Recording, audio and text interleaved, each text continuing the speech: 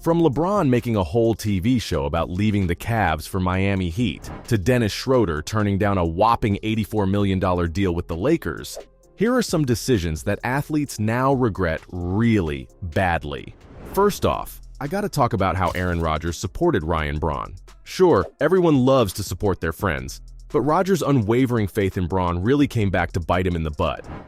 Braun in the air, left center. Schwarber on the run. Goodbye. Here's how it all started. In 2012, Braun was under some serious fire for using steroids, and the allegations were relentless. So Rodgers stepped in and offered his very bold 2 cents on Twitter at the time. He tweeted in full confidence that the media was just slandering an innocent man. But that's not all. He even told a fan that he'd bet his whole salary for all of 2012 on the Brewers outfielder's innocence. At the time, these were still allegations, and everyone saw just how strongly Rodgers believed they were false. The thing is, that didn't work out too well for him, because they were actually very true. In 2013, news broke out that Braun was one of the MLB players connected to Biogenesis, a clinic that was involved in a huge scandal of providing athletes with PEDs. He didn't deny this either. The facts were as clear as day, and he even issued an apology through an official statement in 2013, where he admitted to using a cream and a lozenge containing banned substances for an injury. Of course, Braun got suspended and regretted the decision, but Rodgers' bold tweets definitely didn't age well. He even told the media he felt lied to by Braun and deeply regretted his support of him. Speaking of PED use, there's one infamous scandal nobody can forget, because it led to this next player getting the longest PED suspension ever. Alexrodriguez's drug scandal was massive. Oh, A-Rod, the bigger they are, the harder they fall. Only this fall was totally on him. Taking banned drugs as an MLB player isn't something you do by accident, right? Anyway, the player admitted to using testosterone cream, gummies, and HGH from 2010 to 2012. Yes, 2 years straight. He confessed at a DEA meeting, and before this whole scene, he was in full denial about his drug use. If this news wasn't crazy enough, the DEA report itself was a doozy, because in it, he confessed to injecting HGH into his stomach in a nightclub bathroom. First, the MLB issued a 211-game ban on the guy, which he appealed, and that cut down the suspension to 162 games.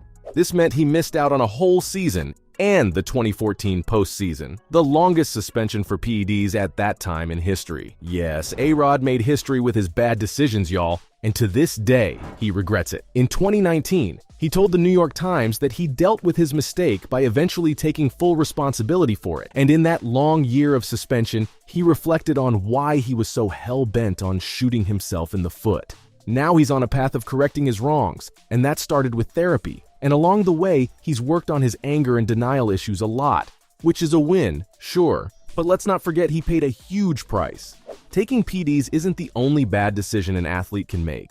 Wait till you find out how this basketball player's TV show ruined his image. LeBron James's TV show called The Decision wasn't the smartest decision. Oh, the irony. In 2010, the NBA star turned heads by switching over to Miami Heat from the Cleveland Cavaliers and telecasted his decision in a nationally televised special. A year later, he told ESPN that he regretted the decision entirely. This move completely changed his image. From being a sweet, likable guy in the NBA, he turned into a greedy and out-of-touch basketballer in the public's eyes.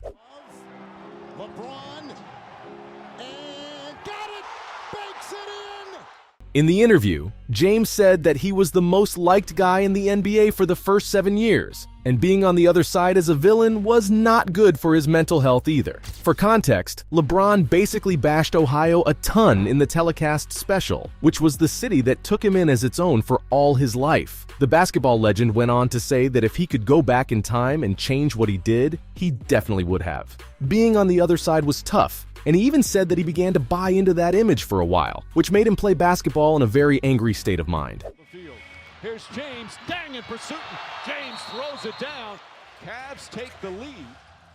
James realized that that was not the type of player he wanted to be, and acknowledged the fact that Cavs fans were valid to get mad at his switch-up. After all, finding out your favorite player leaves the team and throws it under the bus doesn't leave a good taste in the mouth, does it? While this national telecast was a bad move, imagine getting a second penalty for letting your emotions get the best of you on live TV. Harvey Dahl's foul language cost him big time. Let's be clear, it's all right for someone to talk any way they want, but there are rules on the field and on broadcast TV. And Dahl lost his cool to a point where it got him flagged for a second time in a game. What happened was that Harvey got flagged for holding in a game in late 2011. And let's say he did not agree with the referee. As Jerome Boger was announcing the penalty, the Rams offensive screamed, "That's not a f***ing holding," so loudly that Boger's mic picked up on it. That's not f***ing holding. Watch. And by extension, so did the entire stadium and everyone watching the game at home. The referee didn't like this at all, obviously, so he flagged him for another penalty for unsportsmanlike conduct. Later, Dahl admitted that it was a huge mistake and that he should have stayed composed and that he should have known that the mic was on and kept his voice in check. His coach even told him not to talk to the officials after that and at least check if the mic's off before he F-bombs a referee. This is all pretty wild, but nothing's wilder than losing out on good money, all because you wanted to take a risk. I'm talking about Dennis Schroeder turning down his Lakers deal. Two-man game. Look at that clock. And it's down to one with Schroeder mid-range, so they worked it all the way, but got two out of it anyway. 2021 was a big year for free agency moves, but the worst one has to go to Schroeder, who messed up his money big time by rejecting an $84 million deal with the LA Lakers. At the time, it seemed a little fair because LeBron James had to go on leave for an injury, which eventually doomed the Lakers' playoff season. But fast forward to the summer of the same year, and Schroeder was left with no options and no contract. The Lakers took on other awesome players like Carmelo Anthony and Trevor Ariza. Meanwhile, no team was showing any interest in Dennis, and it left him hanging for a really long time. The Mavs were rumored to be one of the few teams who wanted him, but they quickly cleared the air by denying them. Other teams, like the Knicks and the Raptors, also took back their offers. Moving on from a guy who turned down that big of a deal only makes sense, right? A source told Boston Herald that the player was in shock at what he'd done. And even though he signed with the Lakers again, he lost a lot of money, and no offer was able to match that. I'm sure even Dennis is wondering what could have been if he'd just taken the offer then and there. Sure, this was a case of not taking the right money, but wait till you hear about this athlete who took the wrong kind of money. Reggie Bush accepted drug money, and it cost him way more than what he got. He proved himself to be a superb college player for 25 years. And he wiped all those accolades away when he was found guilty of accepting money, especially drug money, while he was at USC. His blunder didn't just erase his name from the record books, but they even took away his Heisman Trophy and had to leave the most prestigious frat in college sports. And those were all the decisions that athletes now regret.